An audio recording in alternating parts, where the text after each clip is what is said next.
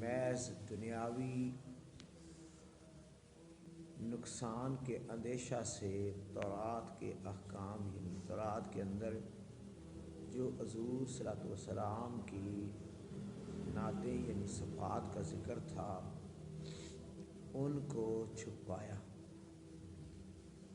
جنہوں نے چھپایا ان کے لیے اللہ تعالیٰ فرما رہے ہیں ان الذین یکتمون ما انزلنا من البینات والہدی من بعد ما بیناہ للناس فی الکتاب، کہ بے شک جو لوگ چھپاتے ہیں ما انزلنا من البینات والہدی، کہ جو لوگوں کی ہدایت کے لیے اللہ نے واضح طور پر احکام اتارے ہیں، جو ان کو چھپائے، اولئک یلعنہم اللہ، یہی لوگ ہیں کہ جن پر اللہ کی لعنت ہے. یعنی یہ یہودی لوگ جو تھے حضور کے آنے سے پہلے، دنیا میں تشریف لانے سے پہلے یہ حضور کی بڑی صفات بیان کیا کرتے تھے، لیکن جب آقا سرور کائنات صلی اللہ علیہ وسلم تشریف لے آئے، اب ان کو یہ پتہ چلا، یعنی اب انہوں نے یہ سمجھا کہ جی اگر ہم نبی کو مان لیں تو ہماری یہ دکانداری جو ہے یہ جاتی رہے گی. اس دنیاوی لالچ کی وجہ سے انہوں نے سرکار کو ماننے سے انکار کر دیا، بلکہ کوئی پوچھتا کہ بتاؤ کہ تمہاری تورات کے اندر نبی آخر الزمان کے بارے میں کیا صفات ہیں، وہ چھپا جاتے، اس کو چھپا جاتے. گویا کہ ان کے اس طرز عمل پر اللہ نے اس آیت کو اتارا، تو اللہ نے فرمایا کہ بے شک جو لوگ چھپاتے ہیں ہماری روشن آیتوں کو جو ہم نے اتاری ہیں، چھپاتے ہیں ہدایت کو، اور جس کو ہم نے کتاب میں واضح کر دیا ہے. یعنی اللہ رب العالمین نے آدم علیہ السلام سے لے کر عیسیٰ علیہ السلام تک آپ سرکار صلی اللہ علیہ وسلم کی صفات کا خوب ذکر کرایا، خوب ذکر کروایا، انبیاء کرام کی زبان سے بھی کروایا، خود بھی کیا. یعنی کہ خود بھی کہا کہ اے نبیو جب دنیا میں چلے جاؤ تمہاری نبوت کا ڈنکا بج رہا ہو، میرا مصطفیٰ آئے تو تم سارے اپنی اپنی باتیں چھوڑ کے میرے مصطفیٰ کے پیچھے چلو. یہ مطلب ہے مصطفیٰ کی شان بیان ہو رہی ہے. اور اب جو کتابوں کے اندر موجود ہو اس کو چھپائے، تو اللہ کہتا ہے سب سے پہلے تو ایسے لوگوں پر اولئک یلعنہم اللہ ویلعنہم اللائنون، یہ لوگ ہیں جن پر اللہ نے لعنت کی ہے اور لعنت کرنے والوں نے لعنت کی ہے. اب آقا صلی اللہ علیہ وسلم آپ ارشاد فرماتے ہیں کہ قیامت کے دن ایک کافر کو کھڑا کیا جائے گا، سب سے پہلے اس پہ اللہ لعنت برسائے گا، پھر فرشتے، پھر تمام لوگ، بلکہ دنیا میں بھی ہر شخص کہتا ہے کہ ظالموں پہ لعنت. اور ظالم ہی ہے کہ جو مطلب ہے میرے نبی کی صفات کو چھپا رہا ہے. ہاں اگر وہ توبہ کر لے، آئندہ اپنے اعمال کو درست کر لے تو اللہ توبہ قبول کرنے والا مہربان ہے. یہی اس آیت کے اندر فرمایا کہ الا الذین تابوا، ہاں جو توبہ کر لیں، واصلحوا، اور اصلاح کر لیں، वबय्यनु, और अपनी बात को ज़ाहिर कर ले कि तौबा भी करे, अपने आप को ठीक भी करे, अपना आपको ज़ाहिर भी माने कि मेरी ये गलती है, तो बारगाह रब्बी में पेश हो। उलाइका तूबु अलैहिम, अल्लाह फरमाते हैं मैं इन लोगों की तौबा कबूल करूँगा। वनत्तव्वाबुर रहीम, मैं तौबा कबूल करने वाला मेहरबान।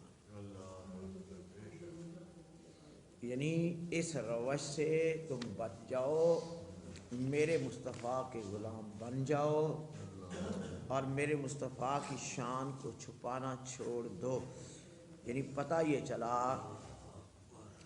कि हज़ूर सल्लल्लाहु की नात छुपाना बदतरीन जुर्म है। गोया कि जिसने इस शान को, इस नात को छुपाया, उसने बहुत बड़ा जुल्म किया। उस पे अल्लाह की भी लानत, फरिश्तों की भी लानत, लोगों की भी लानत। कि जो बात हो, या इससे दूसरी बात ये भी लेते हैं कि इससे सबक ये मिलता है कि दीन और दीनी इल्मों को ज़ार करना लाजम है। अगर जान बुझ के मसला छुपाना, ये भी इसी ज़ुमरे में आएगा। ठीक है, जो मसला है बता दो, कोई माने या ना माने, किसी को अच्छा लगे या बुरा लगे, लेकिन जो सही मसला है इंतशार के लिए ना हो, इस्लाह के लिए हो, तो वो बताना चाहिए। अच्छा, उसके बाद तौबा जो होती है वो बंदे के गुनाहों को मिटा देती है। अल्लाह ने फरमाया इल्लल्लज़ीना ताबू व असलहू व बय्यनु, कि जो बंदा सच्चे दिल से तौबा करे, अपनी सलाह कर ले, यानी आइंदा फैसला करे कि मैं ये आइंदा नहीं गुनाह करूँगा, अपने आप को मान ले, ज़ार कर दे कि मेरी गलती हुई है, तो अल्लाह फरमाता है मैं तौबा कबूल करने वाला, रहम करने वाला, मालिक बड़ा रहीम करीम है। अल्लाह कहता है मैं तेरे सारे ही गुनाह, कितने भी गुनाह क्यों ना हो, कुछ भी हो, मैं तेरे सारे ही गुनाह माफ़ कर दूंगा, बशर्ते कि तूने शिरक ना किया, बशर्ते कि तूने। हज़रत अबू ज़र रज़ी अल्लाह ताला अन्हु फरमाते हैं कि एक दिन सरकार दो आलम सल्लल्लाहु अलैहि वसल्लम बाहर निकले। सरकार दो आलम सल्लल्लाहु अलैहि वसल्लम ने हज़रत अबू ज़र रज़ी अल्लाह ताला का हाथ पकड़ लिया, जो सलाम नहीं ले, सलाम ने हाथ पकड़ लिया, सरकार के नाल चल पे। हज़रत अबू ज़र फरमाते हैं, सरकार ने पहला तो फरमाया कि मैनू कुछ मोमन जिहड़े ना उन्हां ते बड़ा ही बड़ा प्यार होंदा है, यानी जिहड़े सहाबा ने शुरू तो साल नाल चले। उस तो बाद आपने फरमाया जो बंदा कलमे दे उत्ते रवे, कलमे दे उत्ते रवे, कलमे दे मौत आवे, मेरा रब उन्हें माफ़ करेगा। तो अबू ज़र फरमाते ने, मैं आख्या सरकार, जिस बंदे चोरी की हुई, ज़िना किया होया, वो बंदा भी बख्शा जाएगा? आपने फरमाया कि हाँ, वो भी बख्शा जाएगा, बशर्ते कि शिरक ना कीती होवे। अल्लाह अकबर। तो तौबा गुनाहों को मिटाती है, यानी तौबा करने वाला इस तरह है कि जिस तरह उसने गुनाह किया ही कोई ना। अल्लाह ताला की शान निराली है कि अल्लाह ने फरमाया मैं तौबा कबूल करने वाला, रहम करने वाला। अल्लाह की शान निराली है। दुनिया की अदालत में कोई मुकदमा हो जाए तो दुनिया की अदालत में अगर बंदा बेगुनाह भी साबित हो जाए, वो उसको बरी कर देंगे, लेकिन उसका रिकॉर्ड, उसकी फ़ाइल जो है वो रिकॉर्ड में पड़ी रहेगी। उसके अंदर जो लिखा था, इस पे ये इल्ज़ाम लगा था, ये गवाह है, इस तरह हुआ, और ये बेगुनाह करार दिया गया। अल्लाह कहता है कि तू गुनाहगार भी था, उसमें तो जो है बेगुनाह था तो छूटा, इसमें तू गुनाहगार भी है, तू सच्चे दिल से मेरी बारगाह में माफ़ी मांगता है। अल्लाह कहते हैं मैं तुझे माफ़ भी कर दूंगा, तेरे सारे गुनाह जो फरिश्तों ने लिखे थे उनके दफ्तरों से भी मिटा दूंगा, बल्कि उनके ज़हनों से भी मिटा दूंगा। کہ میرے بندے نے کچھ یہاں بھی کیا تھا۔ اللہ اکبر، اللہ اکبر۔ اس کے ساتھ ساتھ پھر فرمایا کہ ان الذین کفروا وماتوا وہم کفار، جن لوگوں کی موت کفر پہ آ گئی، کلمہ پڑھا ہی نہیں ہے، ایک تو اس نے کلمہ پڑھ لیا چاہے مرتے وقت ہی کیوں نہ پڑھا۔ حضور کے امتی، حضور کے زمانے کے لوگ، یعنی یہ جو حضور کی قوم ہے، اگر یہ مرتے وقت بھی بندہ کلمہ پڑھ لے اس کا مرتے وقت بھی قبول ہے۔ حالانکہ دوسری قوموں میں ایسا نہیں تھا۔ فرعون، قرآن صاحب سے ثابت ہے کہ فرعون جب دریا میں ڈوبنے لگا تو اس وقت قرآن میں آتا ہے کہ اس نے کہا تھا کہ میں موسیٰ اور ہارون کے رب پہ ایمان لاتا ہوں، میں بنی اسرائیل کے رب پہ ایمان لاتا ہوں، لیکن اس کا یہ ایمان لانا اس وقت قبول نہیں ہوا۔ تو ادھر تاکہ اگر حضور نے فرمایا میری امتی کا گلا بولنے لگ جائے، جان نکل رہی ہو، گلے میں آ گئی ہو، پھر بھی وہ اگر سچے دل سے کلمہ پڑھے گا تو اللہ اس کے کلمے کو قبول کرے گا۔ تو بخاری میں آتا ہے نا، یہودی بچہ تھا جو سرکار کی خدمت میں آیا کرتا، وہ بیمار ہو گیا، سرکار خبر لینے کے لیے گئے، اب وہ آخری سانسوں میں تھا، آخری سانسوں پہ تھا۔ سرکار نے فرمایا کلمہ پڑھ لے، اس بیٹے نے اپنے باپ کی طرف دیکھنا شروع کر دیا۔ پھر سرکار نے فرمایا، اس کے باپ نے دے کے کہا کہ ٹھیک ہے تو ابو القاسم کا کلمہ پڑھ لے۔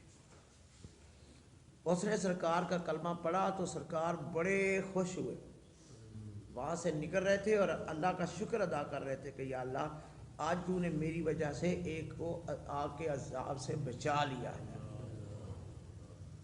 اب سرکار باہر نکلے تو وہ بچہ فوت ہو گیا، کیوں جی اس کا آخری وقت میں بھی کلمہ پڑھنا اس کے لیے فائدہ مند ہوا، کیونکہ جب سرکار کہہ رہے ہیں کہ میری وجہ سے، یعنی اللہ کا شکر ہے کہ میری وجہ سے وہ بندہ کیا ہوا، آگ سے، وہ لڑکا آگ سے بچ گیا،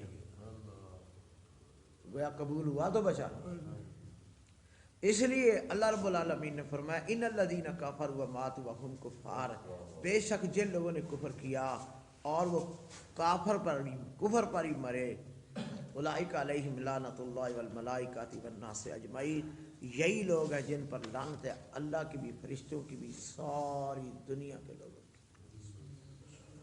خالدین فیہا، ہمیشہ دوزخ میں رہیں گے، لا یخفف عنہم العذاب ولا هم ینظرون، نہ ان پہ عذاب ہلکا ہوگا نہ ہی وہ مہلت دیے جائیں گے۔ یعنی بات میں کل بھی یہی کر رہا تھا کہ ہم بے شک غریب ہیں، ہم بے شک اپنی گزر بسر کرتے ہیں، ہمارے پاس بینک بیلنس نہیں ہے، لیکن ہمارے پاس جو ایک چیز ہے وہ کافر کروڑ پتی سے بھی بہتر ہے، کہ وہ یہ ہے کہ ہمارے پاس کلمہ تو ہے، پیارے مصطفیٰ کا کلمہ تو ہے۔ وہ زندگی تو دنیا کے اندر کوئی اربوں خربوں میں رہا ہے، اس کی بھی گزرنی ہے، سکندر جیسے بادشاہ، لاکھو، چنگیز خان جیسے، یہ تو سارے ہی آئے تو گئے، دنیا تو ختم ہونے والی ہے، لیکن آخرت جو ہے وہ نہ ختم ہونے والی ہے۔ یہ کلمہ جس کے پاس ہوگا، یہ تو میرے سرکار دو عالم صلی اللہ علیہ وسلم کی زبان اقدس ہے نا، آپ نے فرمایا من قال لا الہ الا اللہ دخل الجنہ، جس نے کلمہ پڑھا، کلمے پہ موت آئے تو جنت میں جائے گا۔ یہ علیحدہ بات ہے کہ چلو کوئی گناہوں کی وجہ سے اگر کوئی پکڑا بھی گیا، میرے مصطفیٰ بھی شفاعت کرے گا، ہاں جائے گا ضرور۔ بس اتنا ہمارے استاد کہا کرتے تھے، بڑی پیاری مثال دیتے تھے، وہ کہتے تھے کہ جنت ہے صاف جگہ، جس طرح ایک گھر کا کمرہ آپ نے بڑا بہترین سجایا، اس میں کلین ڈلوائے ہوئے